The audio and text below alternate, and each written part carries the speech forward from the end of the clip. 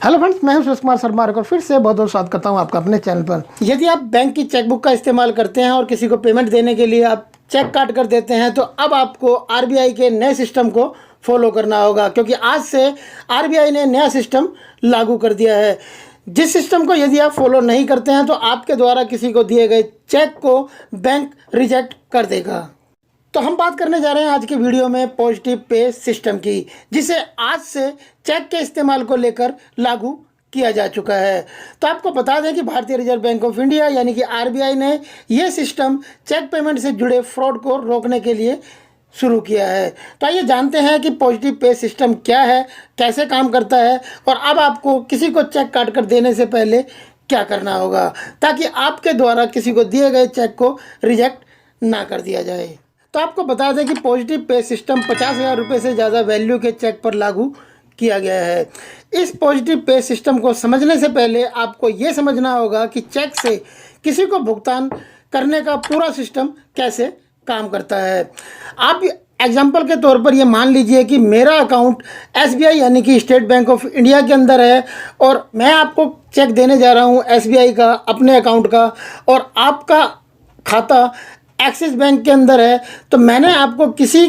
काम के पूरा होने के बाद उसका पेमेंट करने के लिए आपको 1,00,000 रुपये का चेक दिया, तो आपने ये चेक अपने बैंक यानी कि एक्सिस बैंक के अंदर डाल दिया। तो अब आपका एक्सिस बैंक ये चेक सीटीएस के जरिए मेरे बैंक यानी कि state bank of India SBI को दिखाएगा। एसबीआई उस चेक में अमाउंट की राशि आपके एक्सिस बैंक को दे देगा, यानी कि जो 1,00,000 रुपये का चेक आपको दिया है मैंने काट कर, वो 1,00,000 रुपये हम मेरा बैंक एसबीआई है जो कि वो आपके एक्सिस बैंक को दे देगा और आपको पेमेंट मिल जाएगी।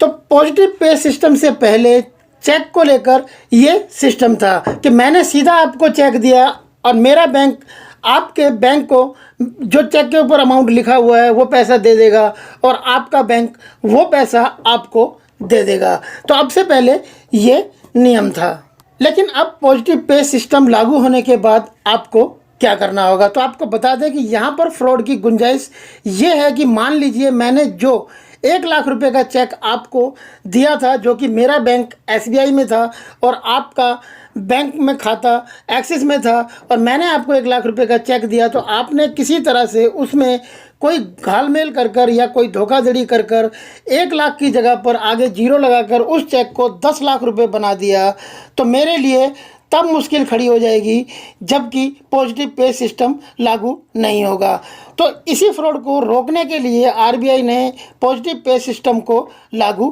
किया है। तो अब नए पॉजिटिव पे सिस्टम के लागू हो जाने के बाद जब मैं अपना एसबीआई का किसी को चेक 1,00,000 रुपये का दूंगा, उसका खाता एक्सिस बैंक में होगा, तो वो उसमें अगर आगे एक जीरो लगाकर उस 1,00,000 रुपये के चेक को धोखाधड़ी से 10,00,000 रुपये का चेक बना देता है, तब भी मेरे अकाउंट से पैसा कटकर उसके खाते में नहीं जाएगा। इस धोखाधड़ी के बाद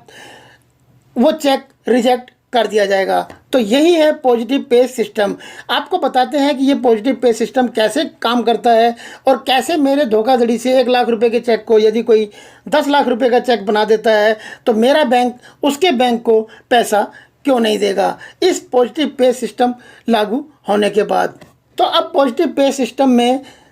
जब मैं किसी को कोई भी चेक काट कर दूंगा, मान लीजिए मैंने 1,00,000 रुपये का चेक दिया, तो मुझे अपने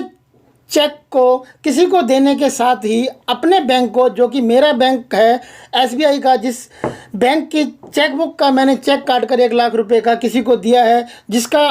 खाता है एक्सिस बैंक के अंदर, जो कि मान लीजिए वो धोखाधड़ी करना चाहता है, मेरे 1,00,000 रुपये के चेक को 10,00,000 रुपये का बनाना चाहता है, तो मुझे वो चेक काट कर देने के बाद अपने स्टेट बैंक ऑफ इंडिया यानी कि एसबीआई को इस चेक की पूरी डिटेल देनी होगी, जैसे कि चेक की डेट कि मैंने चेक कब काट कर दिया है, बेनिफिशियरी का नाम यानी कि किसके नाम पर मैंने वो चेक काट कर दिया है, अकाउंट नंबर, कुल अमाउंट और अन्य ज़रूरी जानकारियां मुझे चेक काट कर देने के साथ साथ अपने एसबीआई बैंक को भी जानकारी देनी होगी। यदि मैं ये जानकारी अब पॉजिटिव पे सिस्टम लागू होने के बाद चेक काट कर किसी को देने के साथ साथ अपने बैंक को ये जानकारी नहीं देता हूँ तो वो चेक रिजेक्ट कर दिया जाएगा।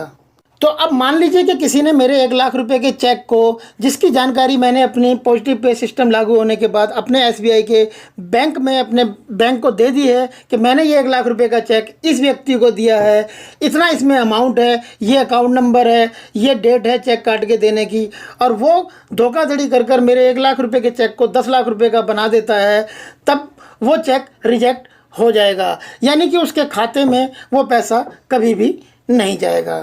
तो ये फ़ायदा है पॉजिटिव पे सिस्टम का, इसीलिए आरबीआई ने इस पॉजिटिव पे सिस्टम को शुरू किया है। अब आपके मन में सबसे पहला सवाल ये आ रहा होगा कि आप बैंक को किस तरीके से बताएंगे कि आपने किसी को चेक काट कर दिया है, और चेक की जानकारी आप अपने बैंक को किस तरीके से देंगे। तो आपको बता दें कि इसके लिए आप अपनी एसबीआई, यानी कि आपका यदि एसबीआई में अकाउंट है और आपने एसबीआई का चेक काट कर किसी को दिया है, तो आप एसबीआई की योनो मोबाइल ऐप या फिर आप जिस भी बैंक के अंदर खाता है जिसका आप चेक काट कर दे रहे हैं, उसकी जो मोबाइल बैंकिंग है उसका इस्तेमाल आप अपने बैंक को चेक की जानकारी देने के लिए कर सकते हैं। अगर मोबाइल बैंकिंग का इस्तेमाल आप नहीं करते हैं तो आप बैंक की वेबसाइट या फिर एसएमएस के ज़रिए भी अपने बैंक को दिए गए चेक, जो कि 50,000 रुपये से ऊपर का चेक होगा, उसकी जानकारी दे सकते हैं। तो वीडियो में चलते चलते जान लेते हैं कि किन किन बैंकों के अंदर पॉजिटिव पे सिस्टम लागू पहले से ही किया जा चुका है। तो आपको यहाँ पर बता दें कि आरबीआई यानी कि रिजर्व बैंक ऑफ इंडिया ने 1 जनवरी 2021 से पॉजिटिव पे सिस्टम लागू कर दिया था। बैंक धीरे धीरे कई चरणों में इस पॉजिटिव पे सिस्टम को लागू कर रहे हैं। 1 सितंबर 2021 यानी कि आज से एक्सिस बैंक इस पॉजिटिव पे सिस्टम को अनिवार्य कर चुका है, लेकिन भारतीय स्टेट बैंक और bank of Baroda, HDFC bank, ICICI bank जैसे जो प्रमुख बैंक हैं, इन बैंकों के अंदर पहले से ही इस पॉजिटिव पे सिस्टम को लागू किया जा चुका है।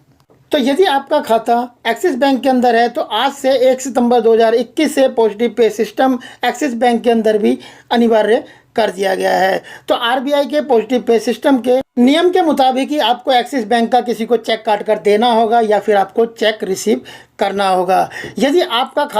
खाता भारतीय state bank of India, bank of Baroda या एचडीएफसी बैंक या आईसीआईसीआई बैंक जैसे बैंकों के अंदर है तो आपको पॉजिटिव पे सिस्टम के बारे में 1 जनवरी 2021 से ही जानकारी जरूर होगी।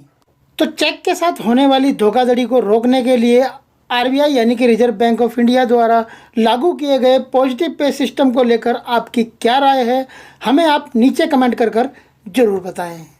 आई होप फ्रेंड ये वीडियो आपके लिए जरूर हेल्पफुल रहा होगा। यदि ये वीडियो आपके लिए हेल्पफुल रहा तो इस वीडियो को लाइक करें, शेयर करें अपने दोस्तों के साथ व्हाट्सएप और फेसबुक पर। और बैंकिंग से रिलेटेड और ज़्यादा बेहतरीन वीडियोस के लिए आप हमारी बैंकिंग की प्लेलिस्ट भी जाकर देख सकते हैं। प्लेलिस्ट का लिंक आपको इस वीडियो के नीचे डिस्क्रिप्शन में मिल जाएगा।